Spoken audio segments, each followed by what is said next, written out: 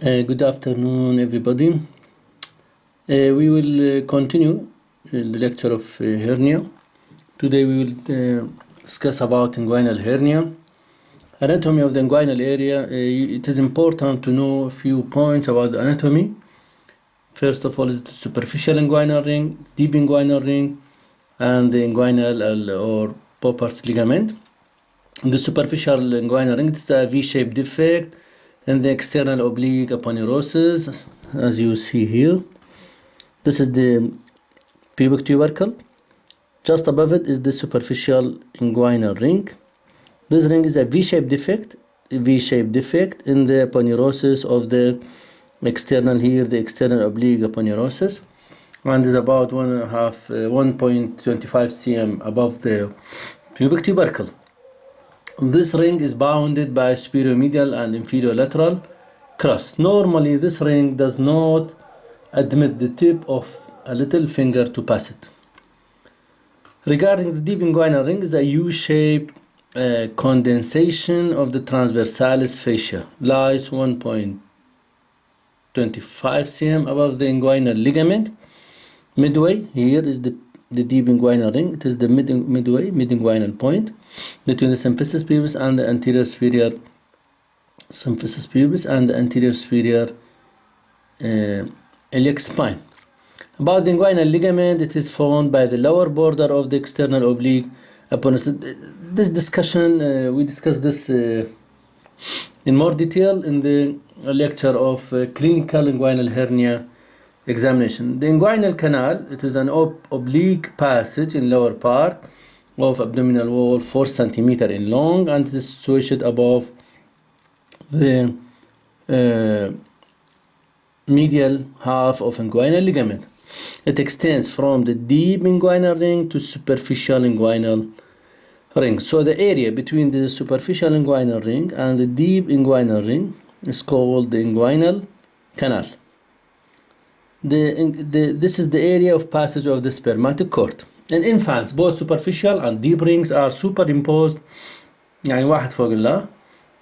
The superficial ring is over the deep ring without any obliquity of the inguinal canal. So the inguinal canal is absent in infants.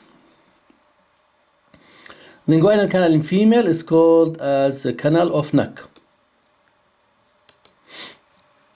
Boundaries of this is the inguinal internal oblique muscle. This is anterior superior spine. This is the pubic tubercle. This is the spermatic cord. This is the inguinal ligament. This area is the spermatic cord comes from inside the abdomen. Suppose this is the abdomen. From inside the abdomen, it enters the deep ring, and then through the inguinal canal into the superficial inguinal ring, and then into the scrotum. Okay, there is a nerve here. It's called the ilioinguinal nerve. Ilioinguinal nerve. It goes with this nerve. It goes with the spermatic cord. While the iliohypogastric nerve, it is over the internal oblique muscle. Iliohypogastric nerve. Contents of the inguinal canal, it contains the spermatic boundaries of the inguinal canal. In front, it is external oblique aponeurosis and conjoint muscle above this. Behind is the inferior epigastric artery, fascia, transversalis, and conjoint tendon. Above is the conjoint muscle, arc fibers of internal oblique. Below is the inguinal ligament. Contents of inguinal canal. It contains the spermatic cord in male, round ligament in female, and ilioinguinal nerve in both sexes. Coverings of spermatic cord. It has internal spermatic fascia, cremasteric fascia, external spermatic fascia from external. So the internal spermatic fascia from the fascia transversalis abdominis muscle, cremasteric fascia, and it is from the internal oblique, and the external spermatic fascia from external oblique aponeurosis. Contents spermatic cord. It contains vas difference, the vessels, artery to vas, testicular and cremasteric artery. and pampaniform plexus. Nerves, we have genital branch of genitofemoral nerve and sympathetic. These are the contents, while the ilio-inguinal nerve, it goes with the sperm, but it's not part of the content. Classification of inguinal hernia. We have this, the first classification is the anatomical classification. We have indirect inguinal hernia and direct inguinal hernia.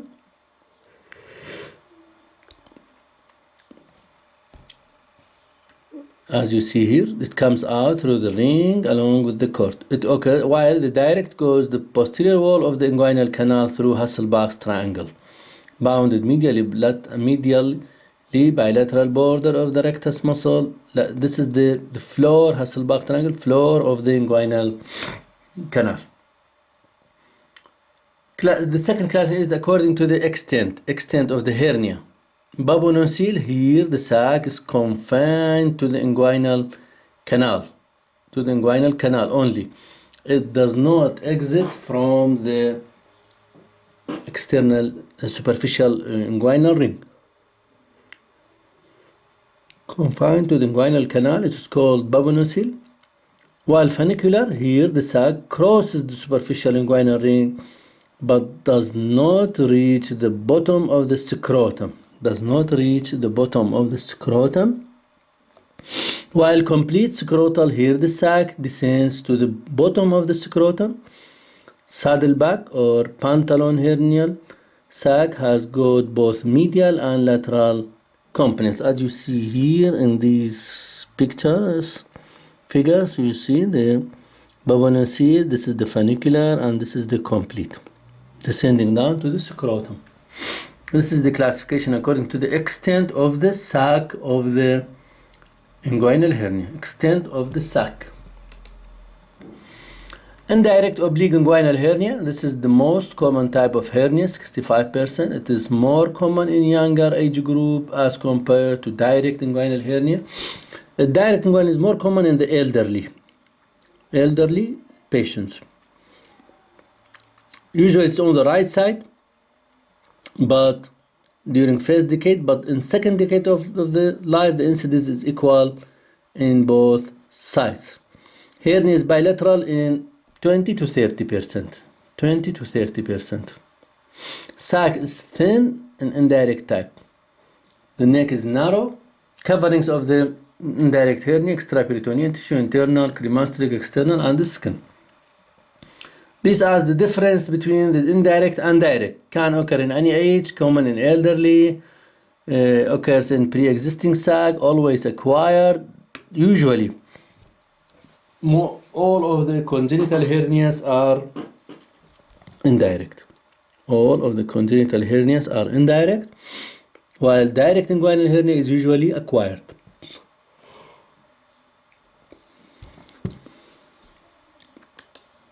Clinical features of it is more common in male, 20 to 1%, male to female ratio. Patient present with dragging pain, which is better seen while coughing, positive cough impulse, and during standing, and straining during defecation, and straining during passing water, and felt together with an expansile impulse.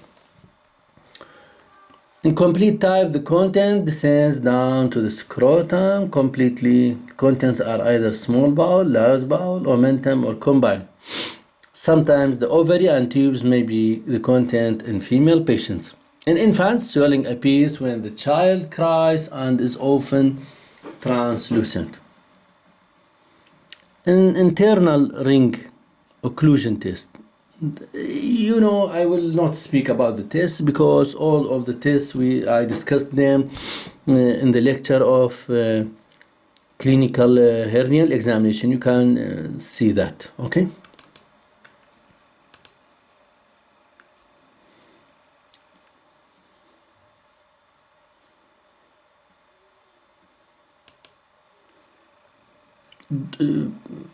Don't focus on these tests. The important test that I mentioned in the clinical hernial examination is that you have to read.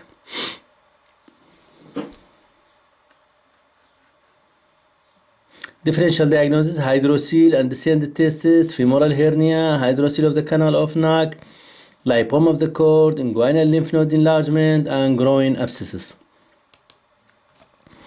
Treatment: almost always, all types of hernia need surgery, because every hernia can incarcerate, every incarceration can lead to obstruction, every obstruction can lead to strangulation, and every strangulation will end with gangrene of the contents of the hernia. So all types of hernia, it always needs surgery. We have two basic types of surgery. We have herniotomy, which is excision of the sac of the hernia, and the second one is the herniorrhaphy, with the approximation of the to approximate the defect. This is called herniorrhaphy. And the third type is the hernioplasty, which is closure of the defect by mesh. So we have three main types of surgery in general: herniotomy, herniorrhaphy, and hernioplasty. In child age group until 16 years of age, always we use only herniotomy. While in adults, we need herniotomy plus herniorrhaphy or hernioplasty.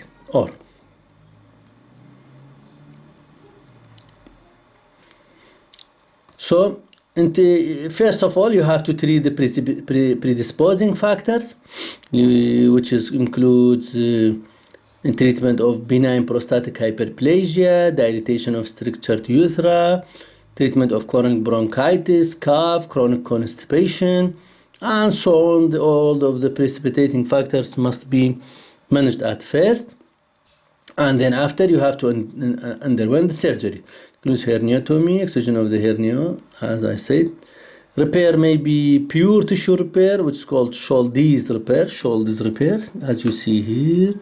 Approximation of the cord after excision of the sac. You approximate the defect between the conjoint tendon and the inguinal ligament. Defect between the conjoint tendon and inguinal ligament is closed by suture material, Scholdi's defect, McVeigh repair. Or we use prosthetic repair, اللي هو Liechtenstein, Rivers, Gilbert, and so many types of hernia. And whenever you put a mesh, it is called hernioplasty. By putting mesh over the hernial defect. Okay. So these names are not important for you, really. Only you have to know that the hernia has treatment herniorrhaphy and hernioplasty. Hernioplasty means using of the mesh. Okay, this is hernioplasty. While herniorrhaphy is closure of the defect without by suture materials, without using the prosthetic mesh. Recently, and at time being, all types of hernia can be done by laparoscopic hernial repair, and it has two types: intraperitoneal and totally extraperitoneal laparoscopic preperitoneal mesh repair. Some tip. Peritoneal and laparoscopic preperitoneal mesh repair. Complications of herniorrhaphy: it may lead to hemorrhage, hematoma, seroma formation, infection of the wound, infection of the mesh, infection of the prosthetic material used, hematocele, post-herniorrhaphy hydrocele, lymphocele, hyperesthesia over the medial side of the inguinal ligament due to injury to the iliohypogastric nerve, neuralgia may lead to, recurrence of the hernia, osteitis pubis, inflammation or osteomyelitis of the pubic bone due to the repair that will insert the needle into the pubic tubercle. Sometimes may lead to injury to the urinary bladder or injury to the bowel. And sometimes testicular atrophy, penile edema, and rarely can occur. There are many types of conservative treatment of hernia. These are used in very old age patients unfit for surgery due to medical conditions. So these may be used, but they are usually useless. يسموه truss, rat-tailed spring tissue truss.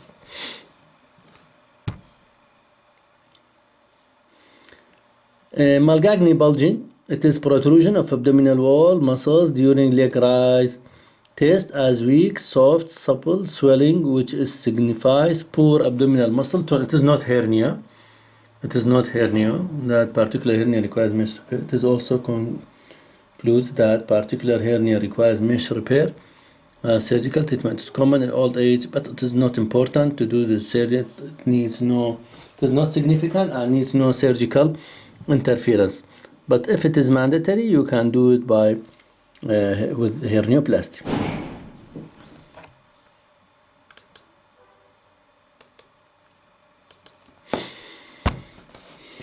Incarcerated hernia.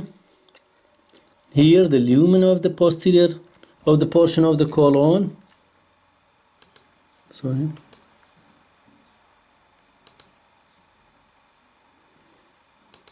No. All hernia can incarcerate, as I told you, may lead to obstruction and then lead to gangrene. Here, the lumen of the portion of the colon occupying a hernian sac is blocked with feces. It's an incarcerated hernia. Here, scabulous content of the bowel should be capable of being dented with the finger-like putty. Incarcerated hernia sac and contents are densely adherent to each other. Contents are fixed to sac. It will lead to that the content of the bowel will be as part of the abdomen. يعني هو مثل الباول مثل يصير في جزء من الابدومن يدخل به الكونتنت الفيسس هاي يبقى جوا, especially large bowel if the content is large bowel, and it will be like a dewy mass. Usually it is irreducible and often obstructed but may not be strangulated. Strangulated hernia, this is the most important subject. You have to concentrate on it. Its pathology occurs when blood supply of the content of the hernia is seriously impaired, leading to formation of gangrene. Leading to formation of formation of gangrene of the bowel. As you see here, portion or part of the bowel will enter here, and it will lead to strangulation of the bowel. It is common bacteria in strangulated hernia, E. coli, and aerobic bacteria, streptococcus. It occurs in the small bowel and also sometimes in large bowel. Occasionally, strangulated omentocele also can occur without any intestinal obstruction. Strangulation can occur in inguinal, femoral, obturator, umbilical, or any hernia. Any hernias can lead to strangulation. An indirect inguinal hernia is more prone for strangulation than direct because it has a narrow neck, and usually through the deep ring or superficial ring it may lead to strangulation. Part of circumference of the bowel when strangulated is called as Richter's hernia. The patient presents with diarrhea, toxicity, mimicking gastroenteritis, and Richter's hernia is more common with femoral than obturator than inguinal hernias. Cause of strangulation is narrow neck, adhesions, irreducibility, long time, large hernia with adhesions. Maidal's hernia, or it is called hernia in W. Here, a loop of bowel in the form of W lies in the hernial sac, and the center portion of the W loop is strangulated and lies within the abdominal cavity. So this part of the loop, center of it, this is the efferent loop, this is the efferent loop, center part of this will strangulate, and it remains inside the abdomen. So this is the most dangerous one, because the strangulated part is usually inside the abdomen and it is difficult to diagnose it. Thus, local tenderness over the hernia is not marked and hernia gets reduced with the strangulated loop in the center of the W. Strangulation in this case is often missed during surgery and may lead to peritonitis due to retained gangrenous bowel. Clinical feature of strangulated hernia. So you may be asked as a question, for example, describe the management of strangulated inguinal hernia, for example. Clinical features: sudden severe pain. I will tell you something. It may be sudden severe pain, tense, tender hernia in a previously asymptomatic hernia. This means strangulation. Pain, tense, and tender hernias over pre-existing hernia, which later becomes generalized all over the abdomen. Persistent vomiting, constipation, it is the same clinical feature of intestinal obstruction. Hernias tense, tender, irreducible. So, when a previously asymptomatic hernia became tense, tender, irreducible. Tense, tender, irreducible, TTI. Tense, tender, irreducible, it means that it is a strangulated hernia. And with the time, it will be associated with vomiting, constipation, abdominal distension, a case of acute abdomen.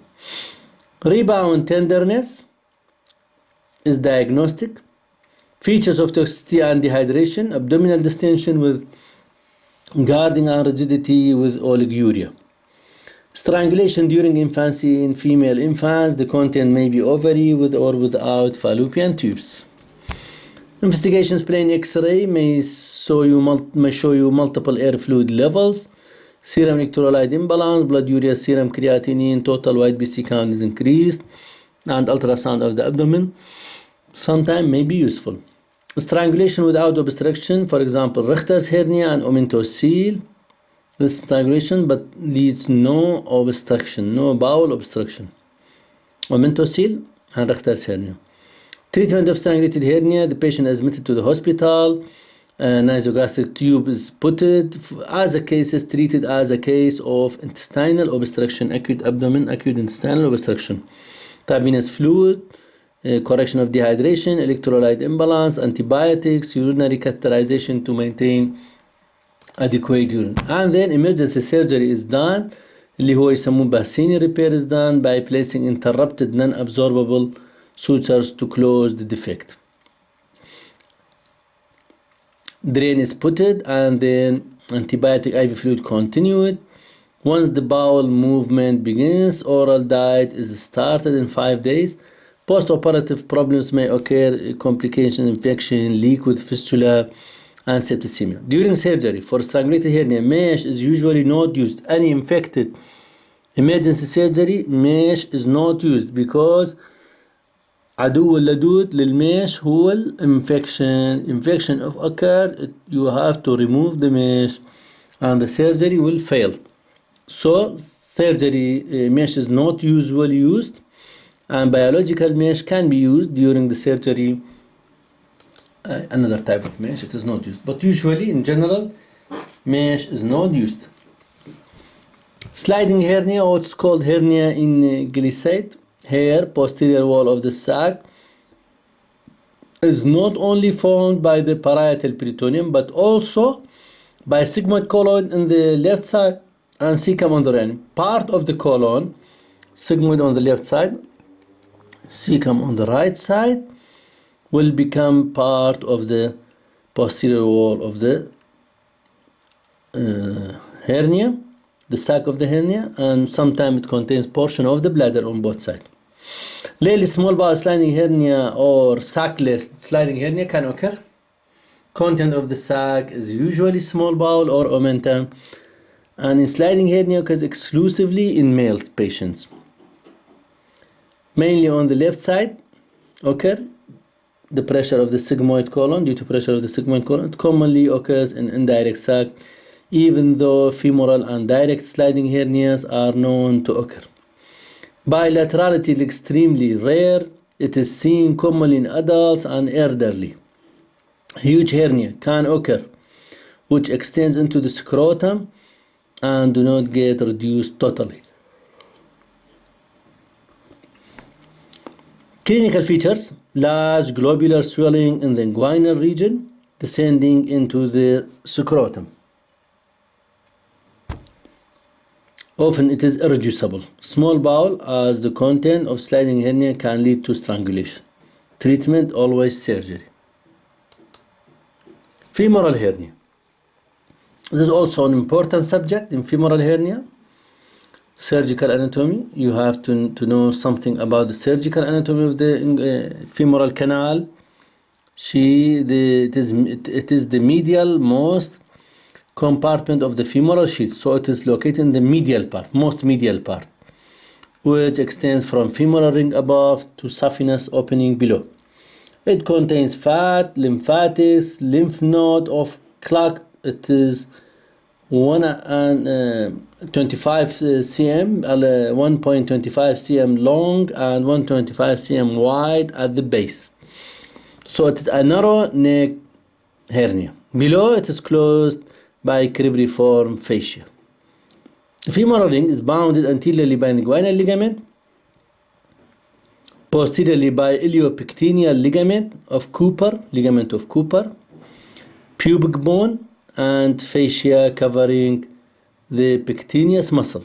Medially by concave, sharp, lacunar Gambert's ligament. Laterally by a thin septum separating from femoral vein. So the femoral vein is located at the lateral border of the femoral canal. Etiology: wide femoral canal, multiple pregnancies. Differential diagnosis: inguinal hernia, enlarged clogged lymph node of any cause, psoas abscess, lipoma, femoral aneurysm, distended psoas bursa, saphenopharynx, and hematoma in the groin.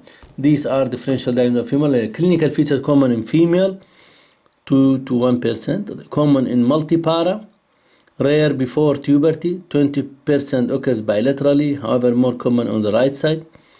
Presents as a swelling in the groin below and lateral, while the inguinal hernia is above and medial to the pubic tubercle.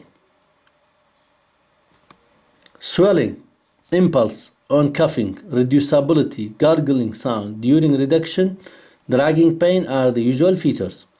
When obstruction and strangulation common, obstruction and strangulation is common in femoral hernias because of the narrow neck of the femoral canal. Presents with features of intestinal obstruction, pain, same features. They also present with abdominal distension, vomiting, and features of toxicity. 40% of femoral hernias presents as emergency hernia with obstruction and strangulation. Treatment: we have multiple approaches to the treatment of hernia. First of all is the Lockwood law operation. Here inguinal ligament is sutured to Cooper's ligament. McEvidy's high operation. So we have two main types اللي هو low operation and high operation. High, called McEvidy's. Incision is made over the femoral canal extending vertically above the inguinal ligament. It is done in a strangulated femoral hernia. The third approach is the Lothschine's operation. It is through the inguinal canal, approach like for inguinal hernia. The repair, this Lothschine's repair after herniatomy, conjoint tendon is sutured to iliopectineal ligament, اللي هو ligament of Cooper ligament.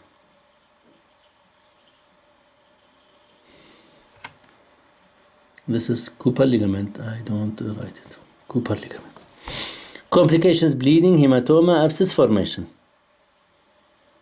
These approaches are not. So also laparoscopic mesh repair can be put it.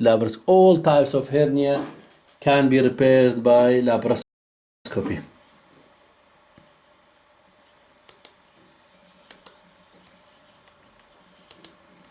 Okay, in this feature you can see the relation of the inguinal canal. You see the femoral vein, artery, nerve, and this is the canal, femoral canal. This is the Cooper ligament, as you see here, Cooper ligament. Okay, thank you very much and hope you a nice day. Thank you.